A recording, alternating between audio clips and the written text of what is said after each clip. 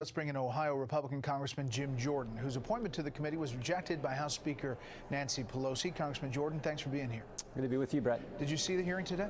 I got to watch part of it, but actually I was in another committee, another select committee, one that Speaker Pelosi has allowed me to be on, the Coronavirus Select Committee. So I got to watch bits and pieces, but I was actually in a committee hearing, asking questions and making statements. You saw the review there by Chad, obviously emotional, powerful testimony. Your thoughts about that? No, it was a terrible day, and the people who did wrong need to be held accountable. And Brett, that's exactly what's happening. The real question is, and I've said this many times, is why weren't those guys who testified today and all the other Capitol Hill police who protect us and protect Capitol Hill, why weren't they given more help? Why wasn't more help there that day? And the only person who can answer that question is the Speaker of the United States House of Representatives. And I think she thought we were going to keep raising that question, and that's why she didn't put me on. Because remember, Brett, there was a story in Politico last Wednesday morning, which means the Speaker's office talked to the press the day before that said, the headline said, Democrats accept Leader McCarthy's selections, and then something changed. And I think it's the fact that I raised that issue last Tuesday. That fundamental question is the one that needs to be answered, and the fact that we're going to continue to raise that, I think is the reason we're not on the committee. How would you have asked that today? Well, today I think the focus today was on why we didn't have more people there. So I asked these guys, did you need one of the officers? I think I did see part of this where he said we weren't prepared for what was going to happen. Why weren't you? Why wasn't the information given to you? There have been news reports that said Speaker Pelosi vetoed bringing the National Guard here. And then the day of the attack, there's been news reports that said she hesitated on calling up the National Guard. Why? Why not? My hunch is, Brett, my hunch is because what happened all last summer? Last summer, we saw Speaker Pelosi and the Democrats say that we should defund the police. We saw Speaker Pelosi and the Democrats say that rioters and looters who attack police, destroy small business, and hurt innocent civilians, they actually raised money to bail them out of jail. So when that's the background, it's kind of tough to say we're for defunding the police, but oh, by the way, we want more police here to protect us on January 6th. Here's Congressman Jeffries addressing what you're talking about there and Speaker Pelosi. Well, the fact that Kevin McCarthy continues to blame Speaker Pelosi is just such a sick and cynical act of diversion and distraction. Those rioters, those protesters were there in part to assassinate Nancy Pelosi. What does Kevin McCarthy not get about that? Your response? No one's blaming anyone for what happened that day except the people who did wrong. Those are the people to blame. And guess what? They're being prosecuted just like our system is supposed to work. We're just asking a fundamental question.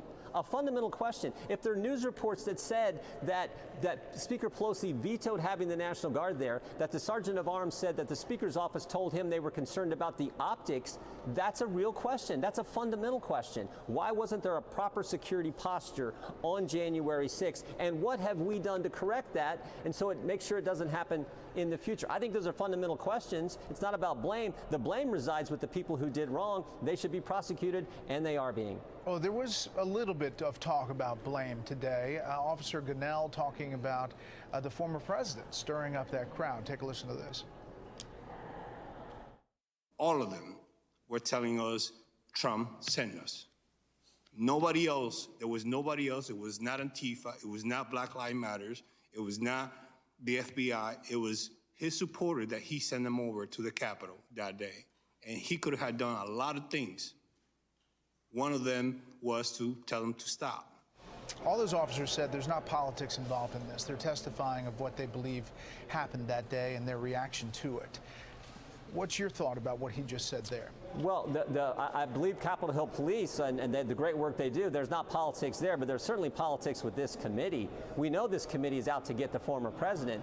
The former president who said that day, peacefully and patriotically, make your voices heard. I mean, we saw the president's entire speech. That's been seen and viewed, I don't know how many times. We've had all kinds of commentators. Alan Dershowitz has talked about it. So the president didn't incite anything. The people who did wrong, they need to be held accountable. They're going to be held accountable. They're being held accountable as we speak. So this committee is obviously going to go down a number of different roads about who knew what when, who was talking to coordinators of the protest. Did you talk to the former president that day? I've talked to the former president umpteen times, thousands. I mean not thousands times, but countless times. I talked to the president. I never talk about what we talk about because I just don't think that's appropriate. Just like I don't talk about what happens in Republican conferences. So I've talked to the president numerous times. I continue to talk to the president since he's left office. On January 6th, Congressman. Yes, I mean I've talked to the president I've talked to the president so many, I can't remember all the days I've talked to him, but I've certainly talked to the president. Yeah. And on that day, can you share any of the insight of what he was thinking about that day? Brett, the people we need to come testify are the people who can testify to the fundamental questions. Why didn't the United States Capitol, the People's House, have an appropriate security posture on that day? And what have we done? Those are the people we need to hear from. Yeah. That's the information and testimony we need to get. That's what we should focus on. But I don't think that Benny Thompson, the chairman of this committee, said everything's on the table until we raise this issue about the Speaker's office is the one who knows what the security posture and why it was the way it was.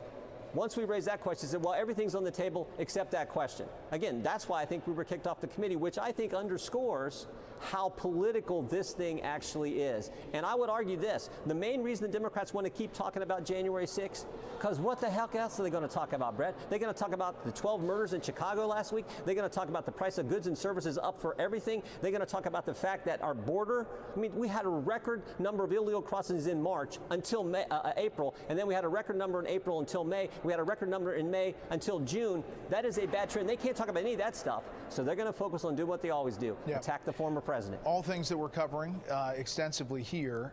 But finally, you heard these officers, a number of them, said that they were dismayed by lawmakers who seem to, in their words, be downplaying January 6th or the magnitude of it. I'm not accusing you, Congressman, but is there a message for lawmakers who may have done that? No, I think the message is I've never downplayed January 6th. What we've done, what I've done and what Republicans have done is we've been consistent. We said what happened last summer in so many of our urban areas to police officers, to small business owners, and to our fellow citizens was as wrong could be. And we said what happened on January 6th was as wrong could be. We've been consistent. The people who haven't are the Democrats. And that's why they continue to focus on this, because they can't talk about the fact that they defunded the police and all the things they said when they raised money to bail out rioters and looters from jail. They can't talk about those things, so they're going to focus on this and attacking the former president. Congressman Jordan, we appreciate your time. Thank you, Brett. Take care. Hey, Sean